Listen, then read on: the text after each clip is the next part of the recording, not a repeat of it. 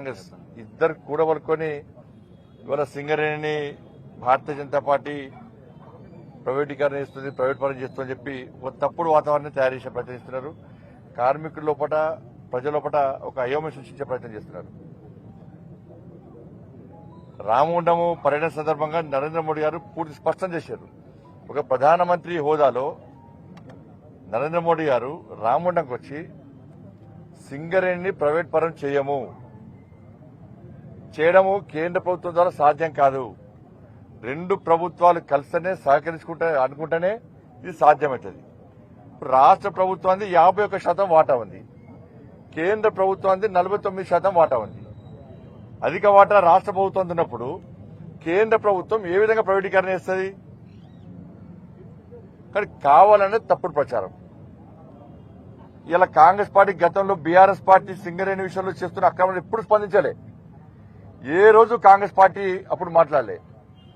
ఆ రోజు అడ్డుకున్నది బీఆర్ఎస్ పార్టీని వ్యతిరేకించింది భారతీయ జనతా పార్టీ. నరేంద్ర మోడీ గారి స్థాయి లాంటి వ్యక్తి చూడియాల కేసీఆర్ బీఆర్ఎస్ పార్టీ కేసీఆర్ కుటుంబం చేస్తున్నటువంటి సింగరేణిలో జరుగుతున్న అక్రమాల విషయంలో మాట్లాడడం జరిగింది. వాళ్ళ ఓపెన్ క్యాచ్ తీసేస్తాం, 90,000 ఉద్యోగాలు సృష్టిస్తాం అని చెప్పిన అప్పుడు రాష్ట్ర ముఖ్యమంత్రి అప్పుడు కేసీఆర్ గారు ఇలా దాదాపు 30,000 మంది కార్మికులు తొలగించారు. కాంట్రాక్ట్ అనే పదం ఉండని అప్పటి రాష్ట్ర ముఖ్యమంత్రి పూర్తిగా కాంట్రాక్ట్ మైండ్ చేశారు. అవుట్ సోర్సింగ్ వాళ్ళు పెట్టి చేస్తున్నారు. ఇవాళ 2000 గతంలో చట్టం చేసినప్పుడు కూడా ఈ గనులను ఎవరైతే బ్లాక్ లిస్ట్ లో ఉన్నాయో గనులను వాటిని రాష్ట్ర ప్రభుత్వం కోరితే తిరిగి అప్పగించే విధంగా ఆ చట్టంలో రూపొందించిన చట్టం ఉంది. అలా ఇప్పుడు బీఆర్ఎస్ పార్టీ చెప్పాలి, తాడిచర్లను ఏపీ జన్కోకి ఇస్తే మరి బీఆర్ఎస్ పార్టీ అప్పుడు తీసుకున్నాయి కదా, ప్రైవేట్ వ్యక్తులకు అప్పయిపోయింది కదా, పూర్తిగా సింగరేణి ప్రైవేట్ వ్యక్తులకు అప్పయిపోయిందే కేసీఆర్. ఆయన కుటుంబ లాభం పొందాలి, కాంట్రాక్టర్ లాభం పొందాలి, కమిషన్ దుప్పాలి. వాళ్ళ గతంలో ఈ 6 జిల్లాలు సింగరేణి కుటుంబాలతో కార్మికుల కుటుంబాలతో కలకలనాటి వాళ్ళ ఇలా కేసీఆర్ అనే మూర్ఖుని వల్ల ఆయన మూర్ఖత్వపు ఆలోచన వల్ల స్వలాభం కోసం ఇలా సింగరేణి ఏటీఎం గా మార్చుకొని ఎప్పుడు పైసలు అవసరం ఉంటే ఎప్పుడు ఎన్నికల ఖర్చు కానీ పార్టీల ఖర్చులు కానీ దేని కొడితే దానికి ఇవాళ సింగరేణిని ఉపయోగించుకోవడం ఏటీఎం ఉపయోగించుకోవడం కాబట్టి ఈ 6 జిల్లాలు ఇలా కళా విహీనంగా మారాయి. వాళ్ళ కుటుంబాలు అరిగోచబడుతున్నాయి. కానీ ఇటువంటి పరిస్థితుల్లో ఇలా కాంగ్రెస్ పార్టీకి ఏమైనా చిత్తశుద్ధి ఉంటే, మీకు నిజాయితీ ఉంటే, సింగరేణి మీద ప్రేమ శ్రద్ధ ఉంటే, సింగరేణి కార్మికుల మీద మంచి ఆలోచన మీకుంటే గతంలో కేసీఆర్ ప్రభుత్వం చేసినటువంటి అవినీతి మీద మీరు సిబిఐ విచారణ కోరండి.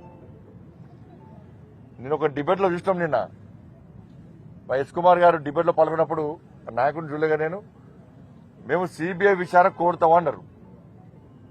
మీరు గతంలో జరిగినటువంటి అక్రమాల మీద సిబిఐ విచారణ కోరే దమ్ము మీకుందా? నిన్న కాంగ్రెస్ పార్టీ నాయకులు సిబిఐ విచారణకు మేము సిద్దము, కోరుతాము, లెటర్ రాస్తామని చెప్పన్నారు. దానికి మీరు కట్టుబడి ఉన్నారా? భారతీయ జనతా పార్టీ పక్కా విచారణ చేస్తాం.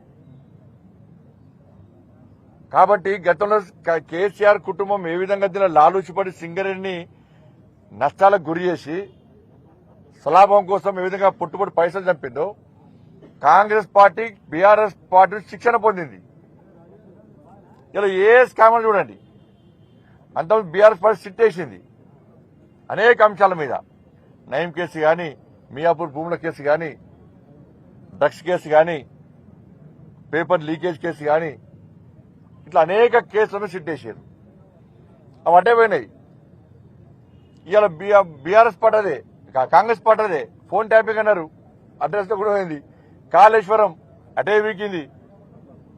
ఇప్పుడు సింగరేణి మళ్ళీ దానిలో కేసీఆర్ ఏ విధంగా లాభం పొందిండో ఆ విధంగా లాభం పొందాలని చెప్పి కాంగ్రెస్ పార్టీ ప్రయత్నిస్తుంది తప్ప ఇలా వేరే ఆలోచన లేదు.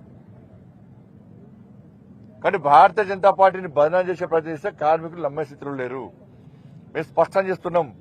సింగరేణిని ప్రైవేటీకరణ చేయడం కేంద్ర ప్రభుత్వంతో సాధ్యం కాదు. దాన్ని ఆలోచించాలని కోరుతామండి.